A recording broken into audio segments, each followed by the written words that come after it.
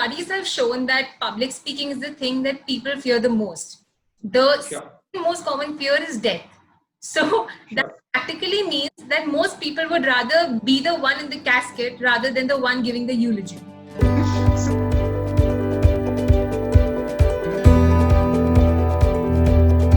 Hello everyone, I am Shubhi Khanna, the co-founder of UAceIt, and today we have a very special guest with us. We have Dirish Mohan sir, who is a professional speaker, coach, and a storyteller with over 13 years of experience in public speaking and over 12 years of experience with corporate giants like JLL, ICICI, and Cushman and Wakefield. Hello, sir. We are so happy to have you here today. Hi, Shubhi. Pleasure being on the show.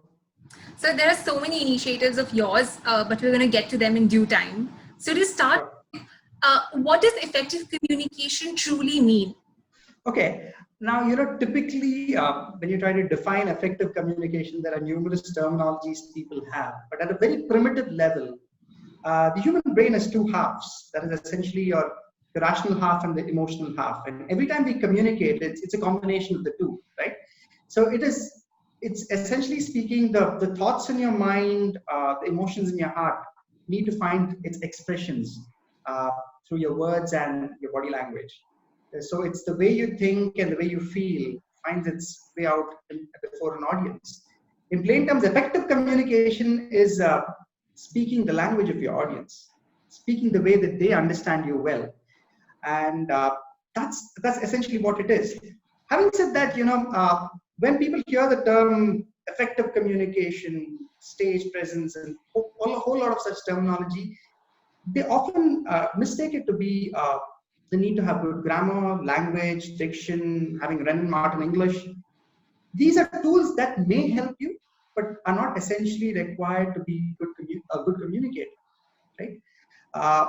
Which is where more often people fail to communicate what they feel and what they think.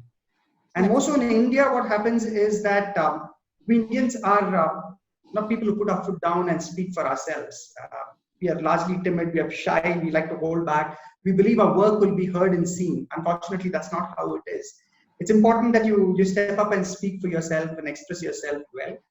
So yeah, in plain terms, effective communication is putting across your thoughts, your emotions in an articulate manner. Essentially, when you're in sync with yourself, you communicate well with the world. That's broadly what it is. So you've obviously mastered the arts, given the accolades that you've received from Toastmasters International. Now, for our audience, Toastmasters International is a US headquartered non-profit education organization. And what it does is it operates clubs worldwide for the purpose of promoting communication, public speaking, and leadership. In fact, sir, you went on and you co-founded Banjara's Toastmaster in 2009. And over the years, you've mentored and developed numerous established speakers and leaders, including CEOs, CFOs, and directors of organizations. So what was that journey like? Okay. Toastmasters is a worldwide organization that's present in, I think, more than 140 countries as we speak today, which began way back in 1924. So when I began my Toastmasters journey way back in 2006, Toastmasters is divided into something called districts. India and Sri Lanka was one district, and I was this young 21-year-old boy in an organization where the average age was about 40 to 45. I still remember winning my first India-Sri Lanka level award at India Habitat Center, Delhi. I think that was the beginning of a long journey way back in 2007. So when I began my journey, it was a small organization in India, about a handful of clubs in Bangalore. It's evolved, it's grown, it's spread its wings, right? I can speak of my personal journey. I've been on stage. This is my 15th year on stage. For the first 3 years, from 2006 to 9, I was a member of a club called Sunshine Toastmasters, wherein I learned the fundamentals of stage. I learned what is communication. I learned how to, capture an audience, the art of scripting, body language, delivery. And I went on to compete, and I did fairly well for myself. But it was in 2009 when I decided to start Banjara Toastmasters, a community club here in Atinagar, which I and Dr. Chaya, who's an NLP practitioner and a pediatrician, co-founded. Then I actually discovered the coach in me. So while you actually are on stage delivering speeches and speaking, your mentor advises you, move left, move right, you can tone down your volume, you can raise your pitch. You never actually understand why you're doing it. You just go about doing it. It's only when you step into the shoes of a mentor and you start coaching your mentees, you actually understand a whole lot of fundamentals, because you're not emotionally connected to the speech you're delivering, but you really want to see that person evolve and grow. The beautiful aspect of having started Banjara Toastmasters is that it helped me helped me deal with people across age groups. People never looked up at what my age was. I was 24 when I started Banjara. I was coaching and mentoring people who were twice my age, right? And once you're in stage and you have a certain ability to influence people, people listen to you. That's the power of stage. So through this journey, I discovered a lot about others. So a good coach or a mentor is not about teaching somebody how the right skills, but understanding that person, understanding what will work for him, how is he scripting his speeches, how could you mold him into being a better speaker. So you need to help people evolve to being a better version of themselves. And that's the journey over the last 12, 13 years. So I've been a speaker, kept competing, being on stage, won a few, lost many, while I kept mentoring and coaching my mentees who've been chief financial officers, senior directors, two software engineers, students, chartered accountants, entrepreneurs. It's been a fabulous journey working with people across age groups, and I think that's helped me understand the world better, helped me understand people across age groups better, and I think it helps you understand how people think and how you could work with them. So the one thing I would tell anybody out there is that as a speaker, you need to be on stage, be dedicated and give it your bit while you're speaking. But if you're a coach or a mentor, the one thing you need to know more than coaching somebody is understanding your mentee. And the minute you understand the person, you'll be able to do wonders with them. In fact, sir, you recently started an initiative called Academy of Public Speaking. And that's something that's a lot of interest to us, because that's something that's accessible to us and we hope to gain a lot from that. So can you tell us some more about it and how it's playing a critical role in empowering people? Sure. All through my journey in Toastmasters is a certain organization. You go, you deliver speeches, then you go compete, you go conduct educational sessions. But there's a world beyond Toastmasters as well. There's a world out there beyond Toastmasters where I found that Bangalore is the IT hub. There are a lot of professionals. I found that there are numerous professionals, at mid-level, senior mid-level, management level, who are struggling to communicate well. People who are probably very good at their skills, but are not able to make a mark for themselves when it comes to presenting themselves in a team meeting or handling conferences. And I had numerous people come back to me asking for help. And I found that there was a lacuna in the training space where most of the training programs in the market were 1 day, 2 day workshops, which people were conducting, which were not actually helping them get over the stage fear. So stage fear is, or learn the art well, is about being out there, practicing it, learning it right, having a coach and a mentor to handhold you. Which is when I came up with this flagship program called Own the Stage, wherein I have only 15 people in a batch, largely professionals, sometimes students as well, who are really passionate to learn. And I handhold this entire 15 people through 6 weeks, wherein every week they come, they learn something new. I deliver demo speeches, we decipher it, we break it down, analyze it.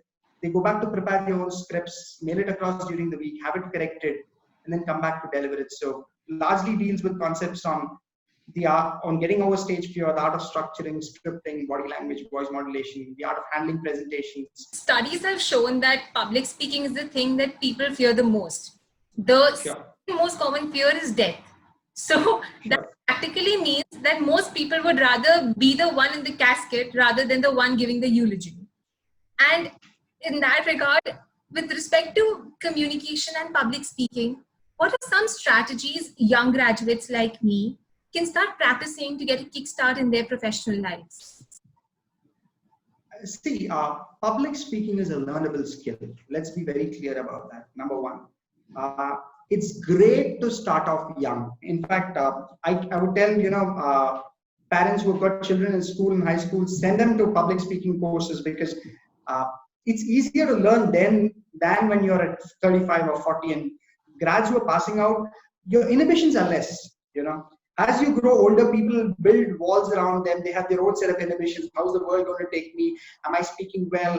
I'm the director of an organization. I'm a senior manager. I may just fail in front of my team. I'm going to look awkward. All of these kind of hold them back and they mess it up, right? The only way to learn and speaking is to get on stage and use every opportunity. Be shameless, be out there, take to stage. You may fail once, you may fail twice. In life, there's nobody who's learned to drive a bicycle without falling. You would have fallen at any point in time, right? There is never a car on the streets of Bangalore that you will find without a dent.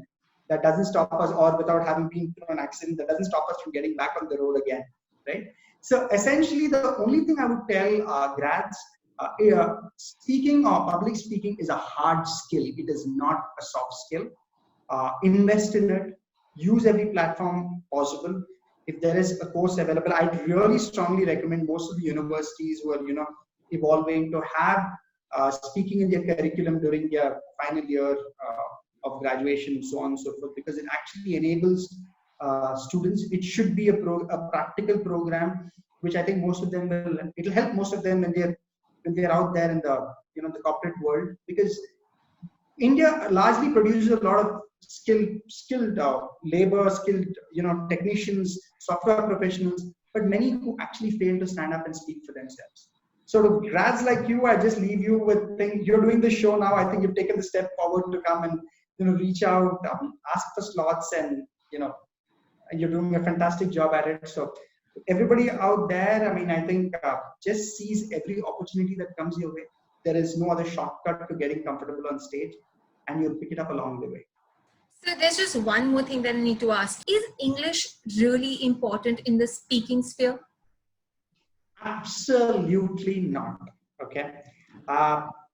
That's precisely my definition. The first thing I told you on communication is that people think you need to have great English, good grammar to get out there and speak. Let me put it the other way around. Let's assume that, let's take Shashi Tharoor. He's an amazing speaker, great language, flamboyant, right? If I'm going to take him and go put him amongst a bunch of high school students in rural Uttar Pradesh or Bihar or Jharkhand or Karnataka, anywhere, and if he's going to speak in the same language, you think he's going to connect with his audience? Not at all. No, right? He is not. So ideally, it is not necessary that you need to have fantastic English or grammar to be out there and speak. You can speak in the language that you know. Yes, you need to polish your language. That's something that you will pick over a period of time. But getting is and was and that and but wrong doesn't stop you from being an effective communicator.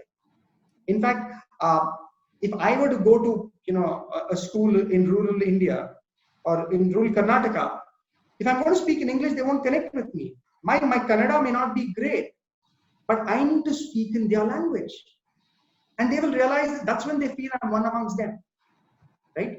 That's when they feel I'm one amongst them, and they will forgive me for the flaws in my language. They will forgive me for the lack of grammar in my language, but they'll still feel they feel connected with me. So communication is about establishing a connect, and it doesn't really matter if you get your grammar wrong, but if you're able to stand there and speak your mind and speak with sincerity and credibility, you will connect with the world.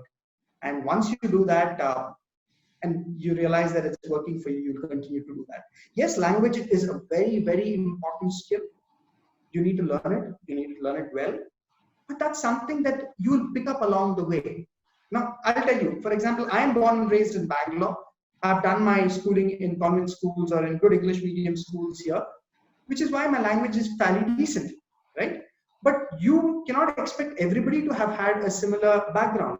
Now, a lot of schools in many parts of the country, while they may be English medium schools, they're probably speaking their local language among students in the class, or the teachers are also connecting with them, with the regional language, because that's how they learn well. So you can't expect them to have great grammar and diction, which is something that they'll need to learn and evolve, and it's not an overnight process. Your tongue needs to get used to the new words. That's how it works. So therefore, not to worry of being entirely wrong with English and grammar and all of that. It's just important to create a connect. Get out there and speak your heart. somewhere down the lane, the world will connect with you. And over a period of time, work on it, improve it, and you'll get to be a better communicator. Sure, sir. So it's better to find opportunities in the language that you're already comfortable in. And I'm sure there'll be a plethora of opportunities out there for everyone. Absolutely. So, people who are scared of stage, and they feel they're more comfortable speaking in Hindi, they should try their first few speeches in Hindi amongst an audience. So actually that gives them the sense of confidence that people are willing to listen to me, right? And that kind of takes away those blocks that, I'm not speaking nonsense, or they're there to pull me down. And then you can evolve into speaking in English. But even assume that you're still given an opportunity to come out there and speak in English and you believe the language is not great. Yes, you need to put in that effort. You need to sit, learn up your script, write a bounded script, try to learn it up. But having said that, you can't go and produce 100% of that script in front of an audience, right? So if you can still get out there and speak 60% of what you've written and 40% in your own way, you still create a connect. But the whole idea is that you speak from your heart and you speak with a whole lot of passion. I think the world will connect with you. Sure, sir. Thank you so much for that. Those were some great insights, and we got some really, really practical tips from you, I would say, not something otherworldly that people only say and we cannot really do. So a lot for that, and thank you for all your time.